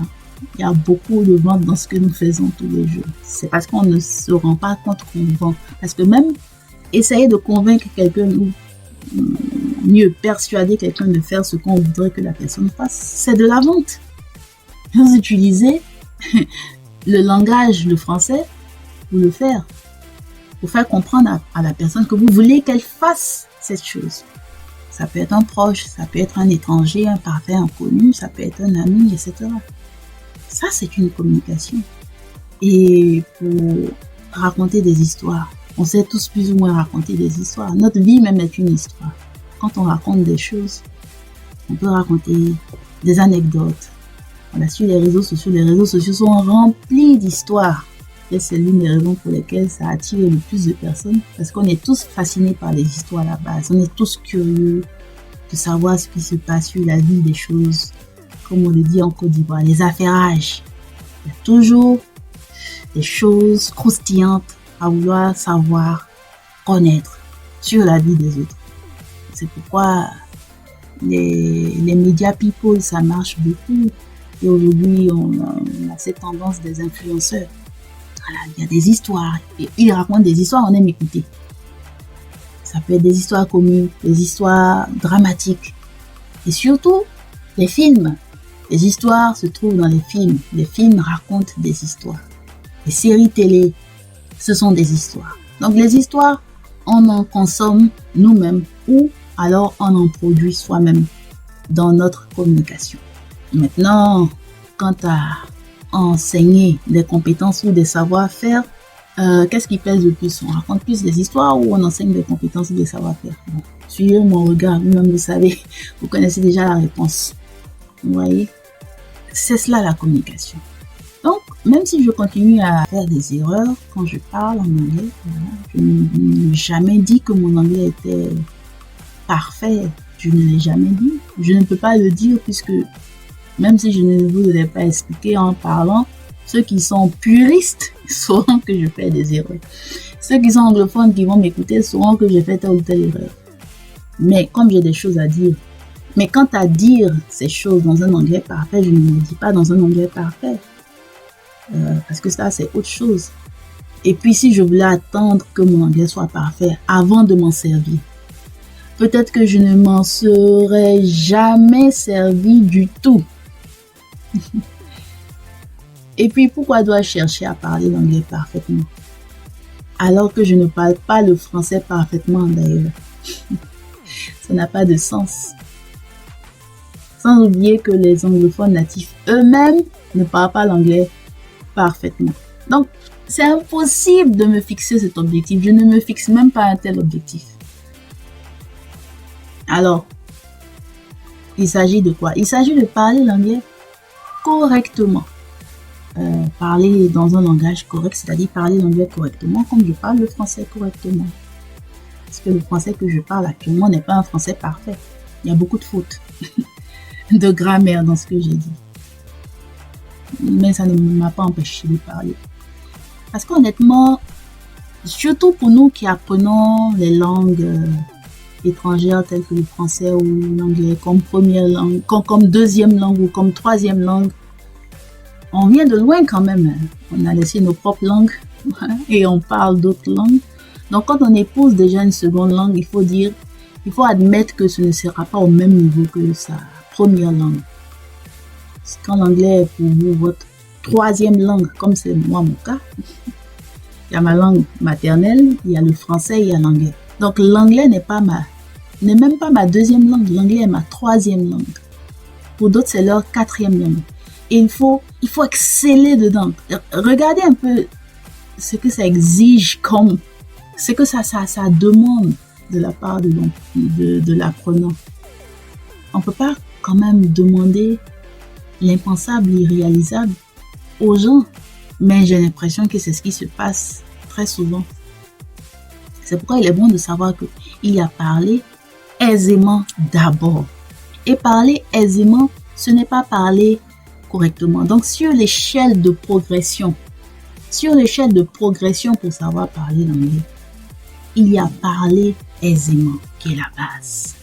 Vous parlez, vous faites sortir les mots spontanément, vous placez les mots sur les idées et vous arrivez à véhiculer votre message de façon spontanée. Vous avez cette spontanéité. Ça, c'est parler aisément. Mais quand on parle aisément, on ne parle pas forcément correctement. Et d'ailleurs, quand on parle aisément, dès le départ, on ne parle pas encore correctement. C'est au fil du temps qu'on parle correctement. Mais comment on fait pour parler correctement? On finit par parler correctement quand on est exposé à une manière de parler correctement. C'est une habitude qu'on construit. Quelqu'un qui parle un langage correct, c'est quelqu'un qui a pris l'habitude d'écouter un langage correct. Donc, il produit son parler correctement. Le fait qu'il parle correctement est le fruit, est le produit d'une habitude d'écoute et de lecture du langage correct. Donc déjà, avec l'écoute et la lecture, vous résolvez les problèmes de grammaire et de conjugaison, etc. Tout ça, c'est la grammaire aussi. Donc, parler aisément, puis parler correctement. Parler parfaitement, est censé venir après, mais c'est pas possible, ça n'existe pas, même chez les anglophones natifs. C'est-à-dire, parler parfaitement, c'est ne pas faire de faute du tout. Être clean, sans aucune faute. Même les grands grammairiens natifs, anglophones natifs, font des fautes de grammaire. Et parfois même des fautes d'orthographe. Ils sont pas infaillibles. Alors, c'est la raison pour laquelle il faut très tôt savoir ce que vous allez faire de la langue pour pouvoir l'utiliser avec assurance. Savoir que même si vous faites des erreurs en parlant, mais vous êtes sûr de ce que vous dites parce que vous êtes sûr de quoi? Vous êtes sûr du message que vous faites passer. Parce que pour moi, l'aisance, c'est quoi? C'est comprendre les autres et se faire comprendre. Quand j'écoute un anglophone natif, un Américain, un Britannique, un Australien, Canadien, je comprends ce qu'il me dit et je peux réagir, je peux échanger avec lui. Quand je comprends les autres anglophones d'Afrique ou d'Asie, quand je les écoute, je les comprends et je peux aussi me faire comprendre. Et quand j'ai le rêve avec moi, j'ai l'essence de la communication.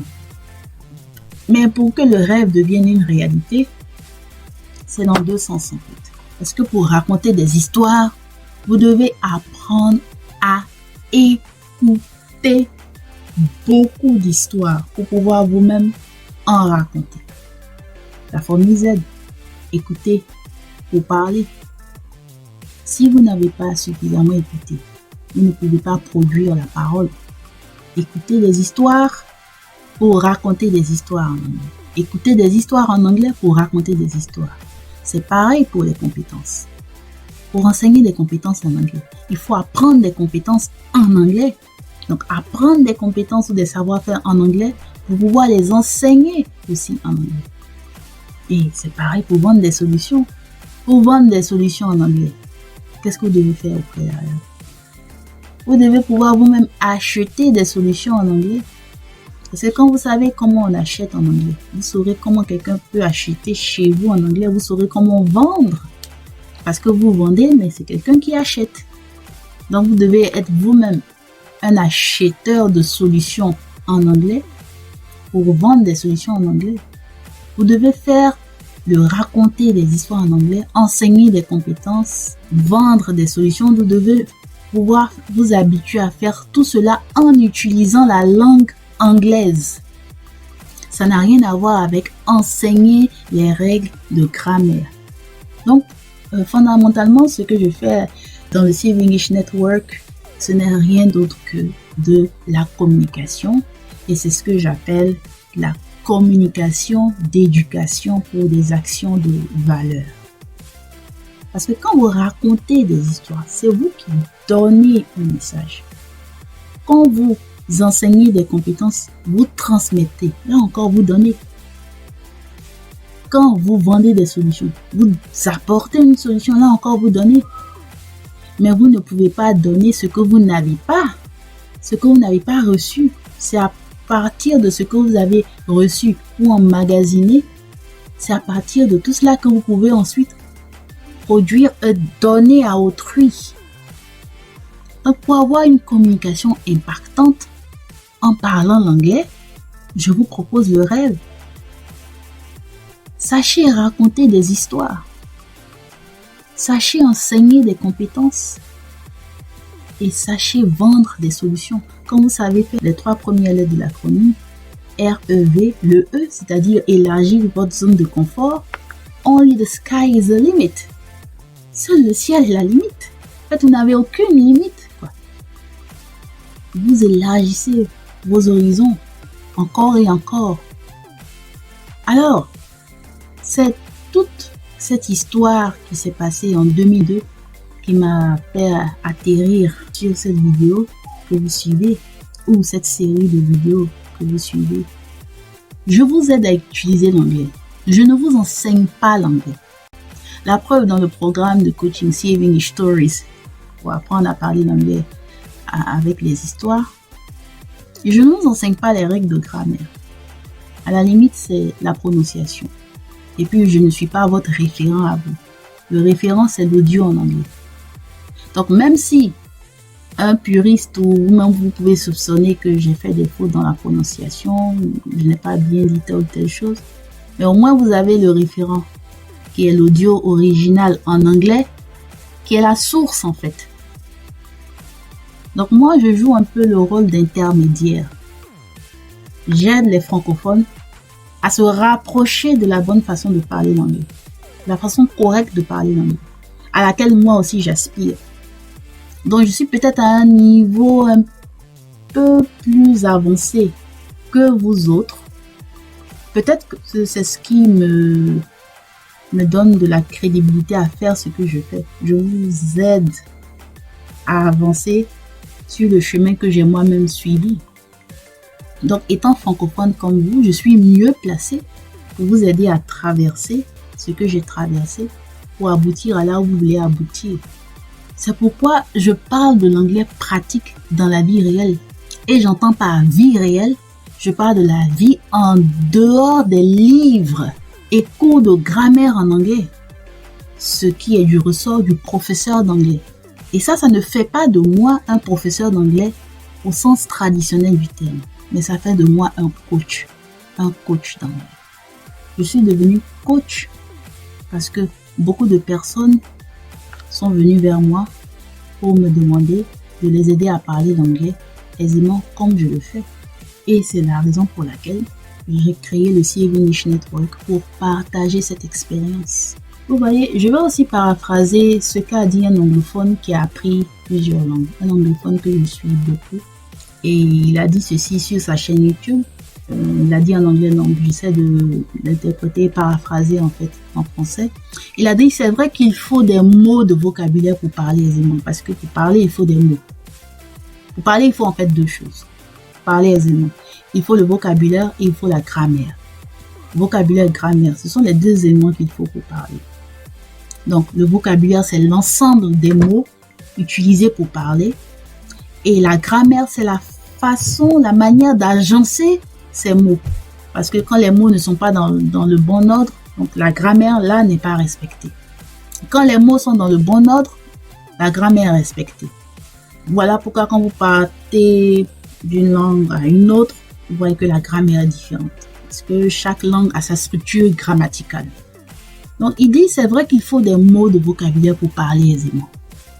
Mais souvent, ce n'est pas le nombre de mots que vous connaissez qui compte. Ce ne sont pas les nombreuses règles de grammaire que vous connaissez qui comptent, mais ce que vous dites avec ce vocabulaire et cette grammaire que vous connaissez. Et il poursuit dans son explication pour dire, et vous pouvez faire passer un message puissant et impactant avec très peu de mots, ou au contraire, être ennuyeux, ou même détruire avec plusieurs mots et une grammaire bien huilée. Parler correctement, apprendre à parler correctement, comme je l'ai dit, c'est le fruit d'une habitude. Le fruit d'être en contact avec le langage correct, à l'oral comme à l'écrit. Écoutez beaucoup des personnes parler correctement et lire beaucoup l'anglais écrit correctement. Ça vous permet de parler correctement et d'écrire correctement l'anglais. Ça aide naturellement. Quand vous n'êtes pas exposé au langage correct, à l'oral comme à l'écrit, vous aurez tendance à toujours vouloir bouquiner, fouiller dans les livres de grammaire.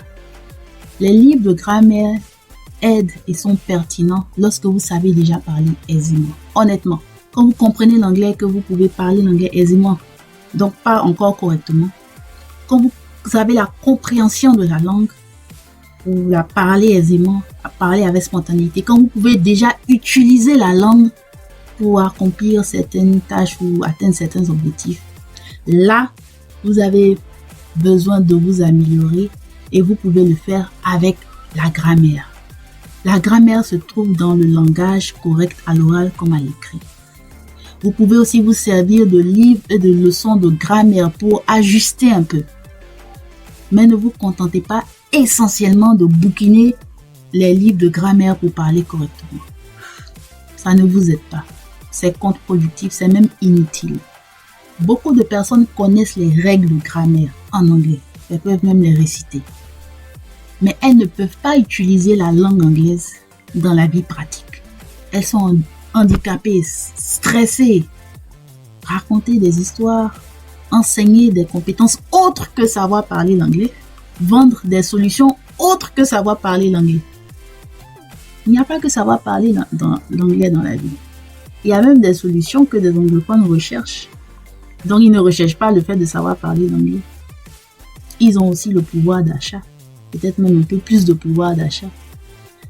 Donc, si vous voulez qu'ils puissent vous payer en argent, en dollars, il faut leur apporter, leur vendre des solutions dans leur langue, en anglais. Est-ce qu'il faut forcément avoir un anglais parfait avant de savoir vendre un anglophone? Non. Non. Un anglais correct, oui. Mais même un anglais, vous parlez aisément un anglais moyen, il y a des personnes qui arrivent à vendre avec un anglais moyen. Tout est une question de mindset. Comme je vous l'ai dit, c'est 80% de développement personnel. Le mindset, ça compte pour 80%. Donc, ce n'est pas la littérature, ce n'est pas l'alphabet, ce ne sont pas les mots, tel mot ici, tel mot utilisé là, ce n'est pas la pléthore de mots que vous connaissez. Non? C'est ce que vous pouvez faire avec même le peu que vous avez. C'est le fait d'avoir de la ressource. Avoir les ressources, c'est bon. Mais avoir les ressources sans avoir de la ressource, ça ne sert à rien. Mais avoir de la ressource sans avoir les ressources, on s'en sort. Parce que le fait d'avoir de la ressource vous permet de créer les ressources. Mais si vous avez uniquement les ressources, les éléments extérieurs, et que vous n'avez pas de force intérieure, vous n'avez pas la ressource, vous aurez les ressources, mais vous serez quand même limité. Apprendre une langue, c'est un long voyage. C'est pourquoi c'est un marathon et non un sprint. Et honnêtement, sans se rendre compte, beaucoup, en fait, justifient pourquoi ils n'auront pas assez de souffle pour faire ce marathon en disant qu'ils veulent parler parfaitement l'anglais. Ils se disqualifient déjà de la course parce que le parler parfaitement, ça n'existe pas. Le parler correctement s'obtient au bout d'une longue période de temps. Mais le parler aisément, il s'obtient au bout d'une période relativement longue. Et c'est cela les 10 000 heures. Quand vous avez les 10 000 heures d'apport compréhensible à l'oral et à l'écrit, même à l'oral uniquement, vous pouvez être à l'aise dans le parler.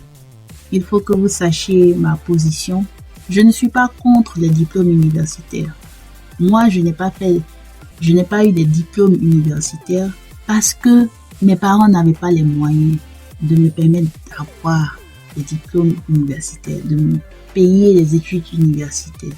J'ai dû faire avec les moyens du bord.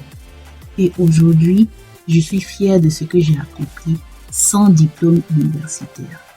Donc, qu'est-ce que ça aurait été avec les diplômes universitaires? Bon, mais si vous allez à l'école, je vous encourage. Vous avez eu le bac, je vous encourage à continuer vos études. Mais je vous encourage à regarder dans la direction de votre rêve. Le rêve, c'est un indicateur, c'est un objectif que chacun de vous peut atteindre. Chacun de vous peut avoir son rêve. Même si ce n'est pas pour étudier l'anglais ou une quelconque langue, le rêve s'applique. Raconter des histoires, enseigner des compétences, vendre des solutions.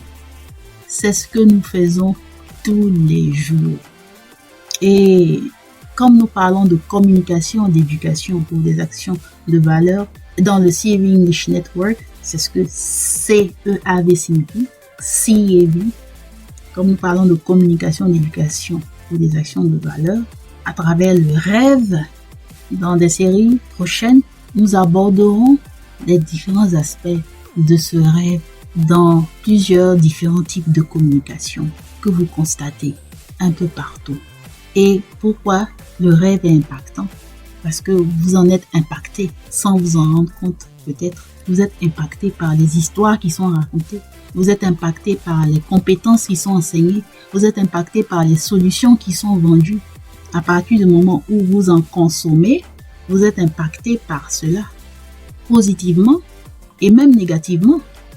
Et principalement, tout particulièrement en ce qui concerne l'anglais, vous devez savoir que quand vous êtes en train d'apprendre à parler l'anglais et que vous n'avez pas pour objectif à moyen ou long terme d'impacter autrui avec l'anglais que vous savez parler, vous n'aurez pas assez d'énergie pour cette longue distance, pour ce marathon.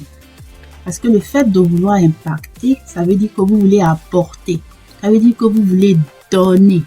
Donc, vous avez de la ressource. Et quand vous avez de la ressource, ça veut dire que vous vous appuyez, on va dire, sur une source intarissable où vous puisez toujours votre inspiration pour continuer à influencer.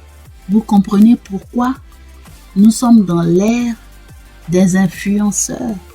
En fait, nous avons toujours été dans l'ère des influenceurs. Mais de nos jours, avec Internet et notamment les réseaux sociaux, les influenceurs ont beaucoup plus... Non, je ne vais pas le dire ainsi. On a toujours été influencé par des influenceurs.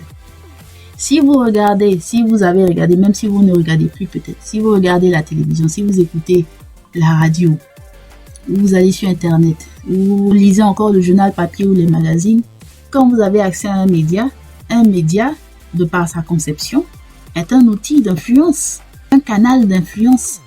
Donc nous avons toujours baigné dans la notion des influenceurs. Mais aujourd'hui, le terme influenceur est même devenu un métier à cause des réseaux sociaux. Les personnes qui sont suivies, comme on dit, qui ont beaucoup de followers, sont des influenceurs, drainent du monde, ils influencent ces personnes. Bon, on va dire que les influenceurs, en dehors des artistes, musiciens ou des écrivains ou des personnalités, des médias, radio, télé, etc., avec Internet, comme tout le monde, avec Internet et aussi avec le développement des nouvelles technologies, avec l'existence des smartphones, tout le monde a une caméra à portée et donc peut faire une vidéo et poster. Donc, avec la technologie de la production audiovisuelle à portée du citoyen lambda, n'importe qui peut devenir influenceur du moment où il a accès à la technologie, il a accès à un large public, il a un média au bout des doigts. Voici comment nous influençons et comment nous sommes influencés au quotidien. Donc, dans ce monde d'influence, vous influencez et vous êtes influencé. Et en matière d'apprentissage d'une langue, comme l'anglais notamment, si vous ne savez pas utiliser Internet et les réseaux sociaux pour vous influencer positivement pour pouvoir apprendre à parler l'anglais aisément, quand ce n'est pas positif, c'est négatif. Vous allez subir les revers. Et dans le CAB English Network, nous vous aidons à utiliser judicieusement tout ce qui est déjà à votre portée, Internet et les réseaux sociaux, pour pouvoir apprendre à parler l'anglais aisément. Raison pour laquelle dans le CAB English Stories, qui est le principal programme de coaching pour adultes, et l'autre CAB English Kids, je n'ai pas un module de formation. Comment j'aide mes challengers à parler l'anglais? Je leur raconte des histoires en anglais. Je leur enseigne des compétences en anglais. Et je leur vends des solutions en anglais pour qu'ils puissent eux-mêmes le faire à leur tour. C'est pourquoi je parle d'une sorte de raccourci pour vous aider à pouvoir être opérationnel, à utiliser l'anglais de façon opérationnelle, de façon pratique, sans passer de longues années à tourner en rond, à fouiner dans les règles de grammaire, des fautes que vous faites ou pas. Donc, même si vous continuez à faire des fautes ou pas que je vous encourage à faire des fautes, vous ne pouvez pas ne pas faire des fautes. Vous ne pouvez pas ne pas faire de fautes de grammaire, de prononciation. C'est impossible. Ça fait partie de vous. Vous allez peut-être diminuer au fil du temps. Mais tant que vous avez toutes ces fautes, ces mauvaises prononciations en vous et que vous ne les faites pas sortir, imaginez, ça s'accumule, ça s'accumule et ça s'accumule. Et au moment où vous voulez parler, vous pensez que quand vous allez ouvrir la bouche, que vous allez dire une phrase, elle sera totalement correcte? Non! Les fautes vont sortir d'abord, avant que le langage correct ne sorte. C'est ce que là, c'est là, ça attend là. Donc c'est bon d'enlever, de vous débarrasser de tout ce qui est brut. Donc, parlez. Quand vous ne parlez pas, vous faites du mal à qui? À vous-même. Quand vous ne pratiquez pas, parce que vous avez honte, parce que vous avez peur qu'on se moque de vous. Mais est-ce que quand on va se moquer de vous, le ciel va vous tomber sur la tête? Et qui a à perdre? Qui a quelque chose à perdre dans tout ça? Qu'est-ce que vous avez à perdre en fait? Qu'est-ce que vous avez à perdre? Vous n'avez rien à perdre. Votre réputation? Ou je sais pas moi. Vous avez de l'argent à perdre? Au contraire, vous avez tout à gagner.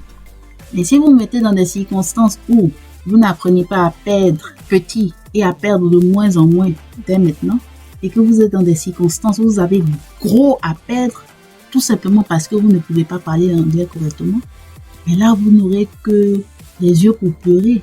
Vous allez vous mordre les doigts. Vous allez regretter. Malgré tout, vous dites, coach, oui, je continue, je veux toujours apprendre l'anglais, c'est mon objectif, voilà. Moi, ça me tient par cœur. C'est la raison pour laquelle je vous ai fait cette longue vidéo découpée en petites séries de vidéos pour vous dire que ne vous mentez pas à vous-même. Ne vous donnez pas de fausses attentes. Sachez que vous devez accepter de faire des erreurs et continuer à en faire, continuer à en faire, continuer à en faire jusqu'à ce que vous en fassiez de moins en moins. Continuez à faire des erreurs et continuez dans le même temps à écouter l'anglais correct parlé, à lire l'anglais correctement écrit et à progresser. Et à chercher à rêver, à faire votre rêve en anglais le plus tôt possible, avec les moyens du bord, avec ce que vous avez déjà. N'attendez pas d'avoir un grand bagage de mots. Vous ne construisez pas ce grand bagage de mots en une semaine ou 2 semaines, cette grande banque de vocabulaire. Tout dépend du rythme auquel vous allez. Combien d'heures d'anglais vous avez dans les oreilles par jour? Si vous avez moins d'1 heure d'anglais dans les oreilles par jour, je ne dis pas une fois par semaine, vous avez au moins 1 heure d'anglais dans les oreilles par jour que vous faites non-stop, au bout d'une année, ça vous fait combien d'heures? Ça vous fait 365 heures. Je vous ai parlé de 10 000 heures.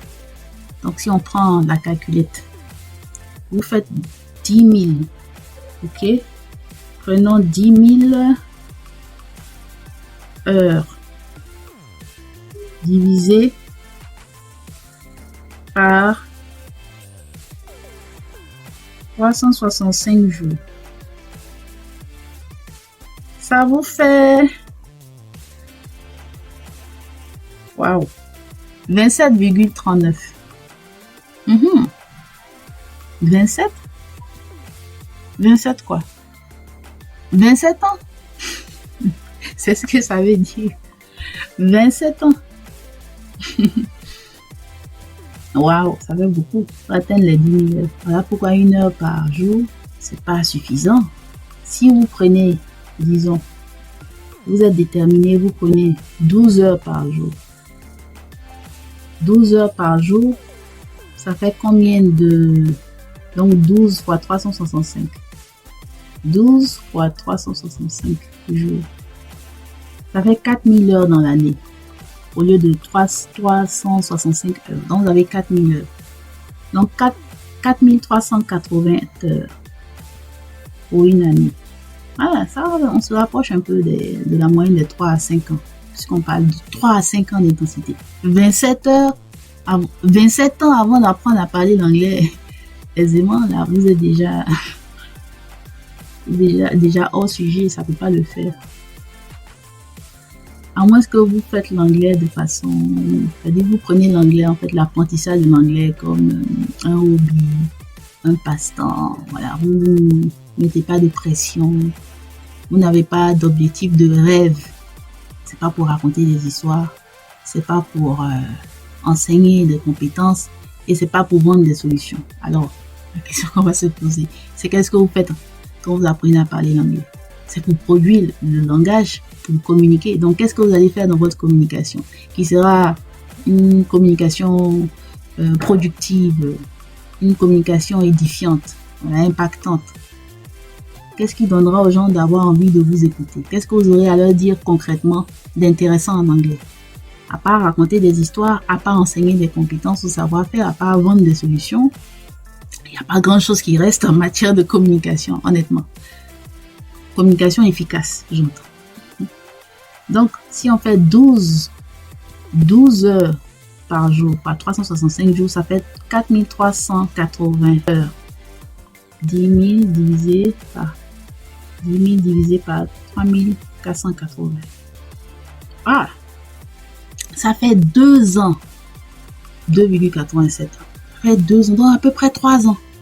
Si vous avez 12 heures par jour d'exposition à l'anglais, sachant que vous dormez 8 heures par jour, donc vous êtes éveillé 16 heures.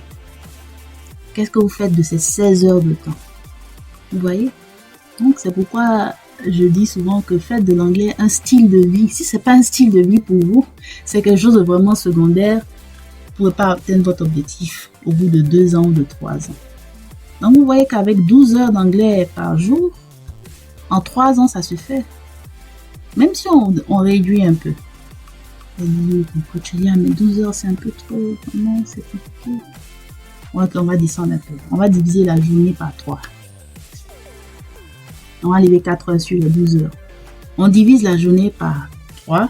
24 heures divisé par 3, ça fait 8 heures. On va faire le même calcul pour les 8 heures. Vous avez 8 heures d'anglais par jour, 365 jours. Donc 8 fois 365. Ça fait 2920 heures l'année. 2920 heures l'année. 10 000 divisé par 2920. Ah, ça fait 3,42. Ça vous fait 3 ans et demi. Vous voyez qu'avec 8 heures, c'est-à-dire avec le tiers de votre journée de 24 heures consacrée à l'anglais, 8 heures d'anglais par jour, exposé à l'anglais constamment par jour, au bout de 3 ans et demi, 4 ans, vous avez les 10 000 heures, le compteur de 10 000 heures dans vos oreilles pour parler l'anglais. Commencez à parler l'anglais aisément. Mais comme le voyage n'est pas terminé et que après avoir passé le cap d'aisément, vous passez à l'étape suivante qui est du correctement, ça continue. Mais vous êtes beaucoup plus à l'aise. Et vous parlez avec assurance. Quand vous êtes à l'aise, vous parlez avec assurance. Vous savez que vous faites des fautes, mais vous avez des choses à dire et vous les dites. Vous pouvez même déjà savoir raconter des histoires, bien évidemment. Et même savoir enseigner des compétences. Et même savoir vendre des solutions. Vous le faites avec assurance. Vous comprenez et vous savez vous faire comprendre. Et vous évoluez. Vous atteignez des objectifs. Vous impactez positivement. Et vous avancez. Et la vie est belle. Donc voici les différentes options que vous avez. Maintenant, pour ceux qui veulent réduire encore, par exemple, de moitié, 4 heures d'anglais par jour. Donc, vous doublez le nombre d'années. Alors, au lieu de 3 ans et demi, ça va vous prendre, 3 ans et demi, 4 ans. Ça va vous prendre 7 ans et demi, 8 ans. L'intensité, ça doit être plusieurs heures dans la journée. Plusieurs heures dans la journée. C'est la raison pour laquelle je reviens à la question que certains parents d'élèves me posent. Écoute, Eliane, mais vu que ça prend tout ce temps, je voudrais que mes enfants puissent apprendre l'anglais alors qu'ils sont inscrits dans une école anglophone dès le bas âge. Donc, j'ai déjà donné ma réponse. Je dis non, je ne vous le recommande pas. C'est vrai que l'enfant, dès le bas âge, voilà, il est exposé à l'anglais et puis il a beaucoup d'heures. Il apprend les choses en anglais. En fait, il apprend ses leçons en anglais. il apprend la vie en anglais, il découvre des choses en anglais. Donc, on pourrait dire que c'est une situation idéale. Bon, beaucoup vont vivre dans des pays anglophones. Mais vous savez, pourquoi je ne le recommande pas? Votre enfant peut apprendre l'anglais à côté. Les 7 ans passés au lycée, votre enfant peut avoir les 4 heures d'anglais par jour. Même si vous révisez si vous faites les 4 heures d'anglais par jour, c'est-à-dire que si votre enfant a 4 heures d'anglais par jour, de la 6e à la terminale, ça revient à ce qu'on avait dit juste avant. Ça revient à 7 ans et demi, 8 ans, quand c'est 4 heures par jour. Donc s'il a 4 heures d'anglais par jour, il sera fluent arrivé en terminale. Il aura les 10 000 heures. Donc, les cours d'anglais avec son professeur d'anglais, en général 2 heures de cours par jour, peut-être 2 séances par semaine, 4 heures. 4 heures par semaine, c'est très peu. Mais lui, il fait 4 heures par jour. C'est pas 4 heures par semaine, mais lui, c'est 4 heures chaque jour sur 7 jours. Donc, il fait multiplier par 7 les efforts. Imaginez ce qu'il deviendra sans avoir eu besoin d'avoir appris l'anglais dans une école anglophone. Parce que quand vous allez le mettre dans une école anglophone, ça veut dire que tout son cursus sera uniquement en anglais. Alors qu'il est francophone. Il vit dans un pays francophone. Mais vous lui privez de sa base qui est le français pour le mettre dans un moule anglophone. Mais vous n'imaginez pas le grand avantage qu'il a à avoir les 2 langues et à compter sur sa base qui est le français. Il doit avoir une base linguistique solide. Et il ajoute l'anglais et qu'il peut facilement faire avec ce programme sur les 7 ans. Donc quand je coach, en tant que coach d'anglais, c'est ces astuces, c'est ces techniques, ce sont ces accompagnements que je vous apporte à vous ou à vos enfants. 4 heures de temps par jour. Comment il peut le faire dans son emploi du temps? Non, il est trop chargé, il a trop de trucs à l'école. Non. Il y a toujours le temps. Il y a toujours le temps. Et quand on veut, on peut. Quand on a de la ressource, les ressources, ça vient. Parce que moi, j'ai affaire à des élèves, à des étudiants qui ont toutes les ressources possibles. C'est pas les moyens qui manquent, c'est pas le temps qui manque, mais qui ne se donnent pas à fond, hélas. Et quand je me mets à leur place, je me dis, moi, j'ai pas eu tout ce que vous avez comme ressources. On paye les cours pour vous. Et pourquoi vous ne pouvez pas, vous n'y arrivez pas? Donc, en fait, la solution n'a jamais été, ne sera jamais liée à l'argent. C'est un prétexte. Parce que même pour beaucoup qui ont payé, ils n'ont pas eu la ressource nécessaire. Hélas. Alors, voici un peu. Merci d'avoir suivi ce long entretien et beaucoup de chance à vous. Et surtout, croyez en vous et ne vous éloignez pas de votre rêve. Que Dieu vous bénisse. Bye bye.